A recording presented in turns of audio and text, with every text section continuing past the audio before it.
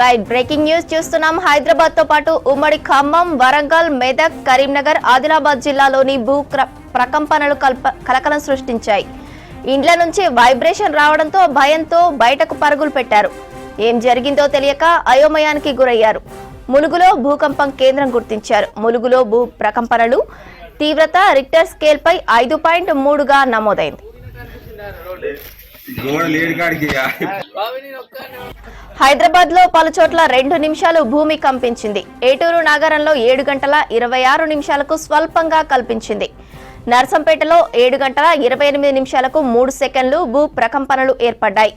ఇల్లందులో 7 గంటల 27 నిమిషాలకు స్వల్పంగా భూమి కంపించింది.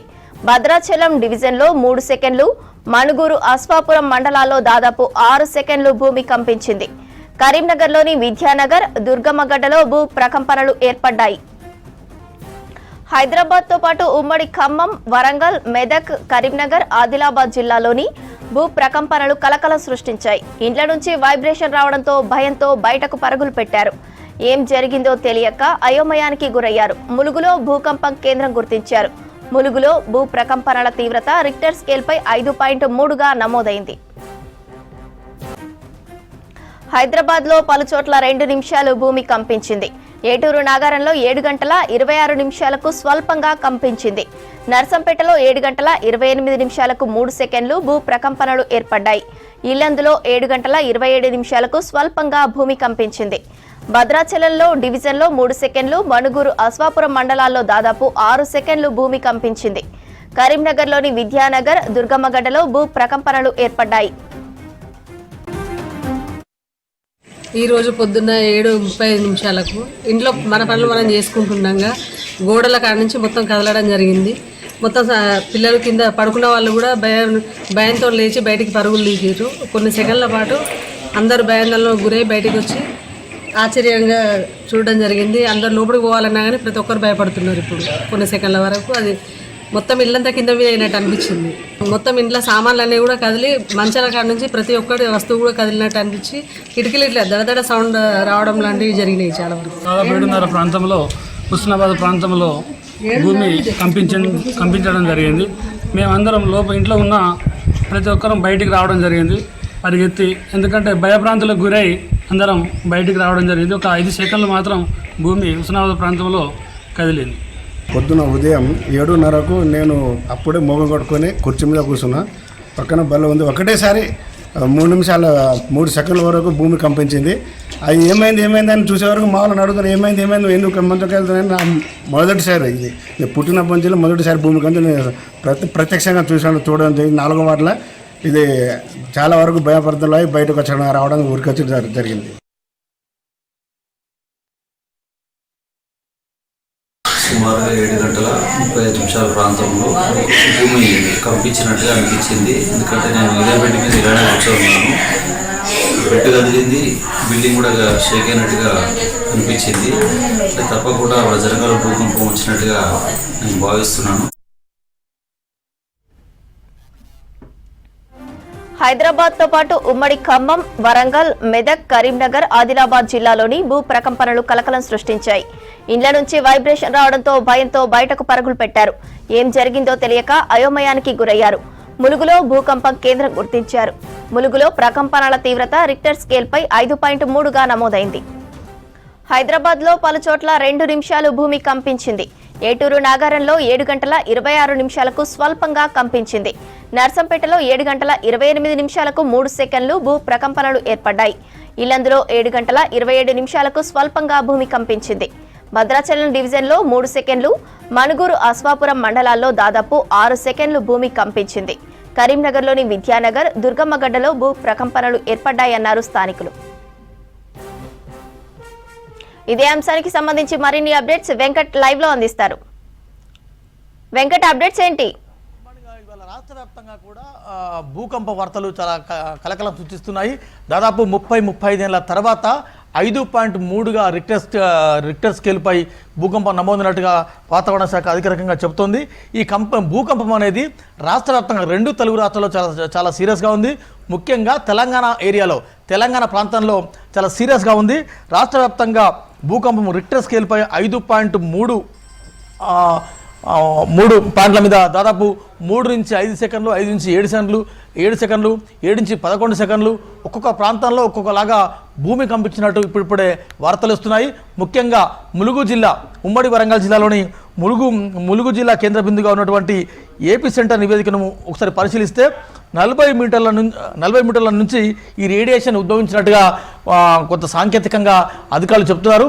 అయితే ములుగు కేంద్రంగా ఉద్భవించిన ఈ భూకంపం కనుక మనం చూసినట్టయితే 5.3 అనేది మామూలు 5.3 రిక్టర్ స్కేల్పై భూకంపం నమోదు అయిందంటే ఇది మామూలు ఆషామాషి వ్యవహారం కాదని వాతావరణ శాఖ అదేవిధంగా మిగిలిన వర్గాలు చెప్తున్నాయి.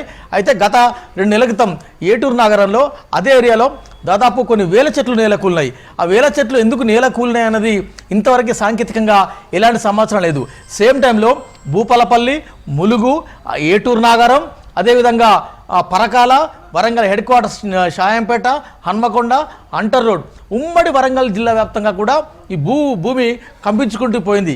7 గంటల 26 నిమిషాలు ఒక దగ్గర, 7 గంటల 28 నిమిషాలకి ఒక దగ్గర, 7 గంటల 25 నిమిషాల వ్యవధిలో ఒక ప్రాంతంలో 5 సెకండ్లు, మరొక ప్రాంతంలో 7 సెకండ్లు, మరొక ప్రాంతంలో 4 సెకండ్ల భూమి కంపించినట్టుగా వార్తలు వస్తున్నాయి. సేమ్ ఇదే టెంపో మనుగూరు, కొత్తగూడెం ఆ ప్రాంతాల్లో కూడా ఎగబాకింది. అంటే కొన్ని వర్గాల నుంచి వస్తున్న సమాచారం ఏంటంటే ఎక్కడైతే మైన్స్ ఉంటాయో, భూగర్భ గనులు ఉంటాయో, సింగరేణి భూగర్భ గనులు ఉన్న ప్రాంతాల్లో భూమి కంపించింది. ఆ ఎఫెక్ట్ కొంత ఉందని కూడా కొన్ని వర్గాలు చెప్తున్నాయి. కానీ మరికొన్ని వర్గాలు వాతావరణంలో వస్తున్న మార్పులు, తర్వాత మిగిలిన సాంకేతిక కారణాలు కూడా కొంచెం చెప్తున్నారు. అయితే వరుసగా జరుగుతున్న ఏకకాలంలో వరుసగా జరుగుతున్న అంశాలు కనుక మనం పరిశీలించినట్లయితే కేవలం తెలంగాణ జిల్లాలోనే 2 తెలుగు రాష్ట్రాల్లో భూమి కంపించినప్పటికీ తెలంగాణ జిల్లాలో ముఖ్యంగా గోదావరి నది పరివాహక ప్రాంతంలో ఈ భూమి కంపించింది. హైదరాబాద్లోని అబ్దుల్లాపూర్ మేట్, వనస్థలీపురం, ఎల్బీ నగర్ తదితర ప్రాంతాల్లో కొంత కంపించినట్టుగా వార్తలు వస్తున్నాయి. అదేవిధంగా ఇదే ట్రెండ్ మళ్ళీ జనగాంలో లేదు, ఆలేరులో లేదు, కానీ వరంగల్ హెడ్ క్వార్టర్లో ఉంది. Warangal headquarter Hanmakonda, Warangal headquarter Mulugu, Eturnagaram ఇలా కంపించుకుంటూ పోయింది. ఇకపోతే అదే సీక్వెన్స్లో కొత్తగూడెం, మనుగూరు, ఆ ఏరియా భూపాలపల్లి ఆ ఏరియాలో అంటే ఎక్కడైతే గోదావరి నది పరివాహక ప్రాంతం ఎక్కువగా ఉందో ఆ ప్రాంతంలో భూమి కంపించింది. నెంబర్ 2 ఎక్కడైతే అండర్ మైన్స్ ఉన్నాయో, సింగరేణి బొగ్గుగనులు ఉన్నాయో, సింగరేణి బొగ్గుగనుల ప్రాంతంలో కూడా భూమి కంపించింది.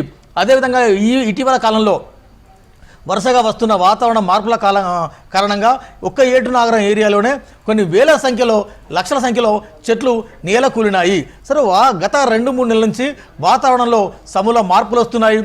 ఏదో భూతాపం, అదేవిధంగా భూమిలో కొంత మార్పు వస్తుందన్నది ఒక వార్తలు, అదేవిధంగా కొంత పరిశోధన జరుగుతున్న క్రమంలోనే ఒక్కసారిగా తెలంగాణ జిల్లా రాష్ట్ర వ్యాప్తంగా కూడా భూమి కంపించదన్న వార్త ఒక రకంగా ఆందోళనకు గురి చేస్తుంది. చాలామంది చిన్నపిల్లలు, చాలామంది అయ్యప్ప స్వాములు వేసుకున్నవారు, అదేవిధంగా అంటే ఎర్లీ మార్నింగ్ ఎవరైతే ఆ ప్రాంతంలో చాలా యాక్టివ్గా ఉంటారో వారంతా కూడా ఒక్కసారిగా భయకంపితులకు లోనైనరు.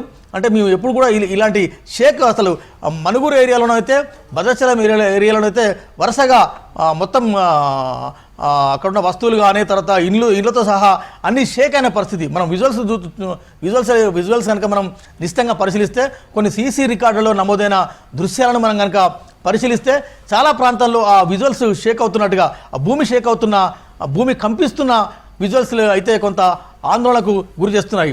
మనం దక్కన్ పీఠభూమిపై ఉంటుంది, దక్కన్ పీఠభూమి ప్రాంతాల్లో ఉంటాము. హైదరాబాద్ కానీ, తెలంగాణ ప్రాంతం కానీ చాలా సేఫ్గా ఉంటుందని అనేక సందర్భాల్లో మనం చెప్పుకున్న చరిత్ర చూస్తాం. కానీ ఒక్కసారిగా హైదరాబాద్లోని కొన్ని ఏరియాలు, అదేవిధంగా వరంగల్, గోదావరి, ఖమ్మం, వరంగల్, కరీంనగర్, ఖమ్మం ఈ ప్రాంతాల్లో భూమి కంపించిందన్న వార్తలు కొంత ఆందోళన కలిగించే వార్త. అటు పరకాలలో సీరియస్గా భూమి కంపించింది, వరంగల్ హెడ్ క్వార్టర్లో ఉంది, హన్మకొండలో ఉంది, ములుగులో ఉంది, ఏటూరు నగరంలో ఉంది, కొత్తగూడెంలో ఉంది, మనుగూరులో ఉంది. ఇకపోతే కరీంనగర్ హెడ్ క్వార్టర్స్లోని విద్యానగర్, దుర్గమ్మగడ్డ తదితర ప్రాంతాలు, కార్ఖానగడ్డ తదితర ప్రాంతాల్లో కూడా భూమి కంపించిందన్న వార్తలు కొంత కలకలం సృష్టిస్తున్నాయి. అది ఎందుకు కంపించింది, ఎలా వచ్చింది, ఎలా సంభవించిందన్నది ఇంకా కారణాలు తెలియాల్సి ఉంది. అయితే మనం ఇక్కడ చెప్పుకోదగ్గ అంశాలు 5.3 రిక్టర్ స్కేలుపై ఇంత భూకంపం నమోదవడం అంటే ఆషామాషి వ్యవహారం కాదు. ఇంత 5.3గా నమోదవడం అంటే అంత తేలికగా తీసుకోకూడదు. అంటే మునుముందు కూడా ఇంకా కొంత భయానక వాతావరణాలు, కొంత భూమి కంపించే అవకాశం ఉందని కూడా కొంతమంది అధికారులు హెచ్చరిస్తున్నారు. 5.3గా 5.3 రిక్టర్ స్కేల్పై భూకంపం నమోదు కావడం ఒక కారణం. అదేవిధంగా ఏటునగరం అటవీ ప్రాంతంలో లక్షల సంఖ్యలో నేలకూలడం ఒకటి. ఆ తర్వాత గోదావరి పరివాహక ప్రాంతాల్లోనే ఈ భూమి కంపించడం ఒకటి. ముఖ్యంగా సింగరేణి బెల్ట్లో ఈ భూకంప వార్తలు ఎక్కువగా వచ్చాయి.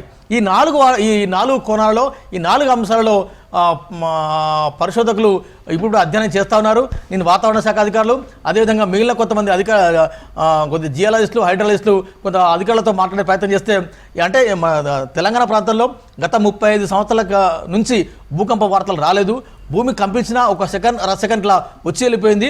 కానీ 5.3 రిక్టర్ స్కేల్ మీద ఒక్కొక్క ప్రాంతంలో 5 సెకండ్లు, ఒక్కొక్క ప్రాంతంలో 7 సెకండ్లు, 8 సెకండ్లు, 4 సెకండ్లు కంపించింది అంటే దీన్ని ఆషామాషిగా తీసుకోవద్దు అని ఆయా శాఖల అధికారులు అయితే హెచ్చరిస్తున్నారు. రైట్, ఇప్పుడే అధికారులు ఎక్కడ ఎంత నమోదైంది, ఎక్కడ ఏందనే ఫీడ్బ్యాక్ అయితే తీసుకుంటున్నారు.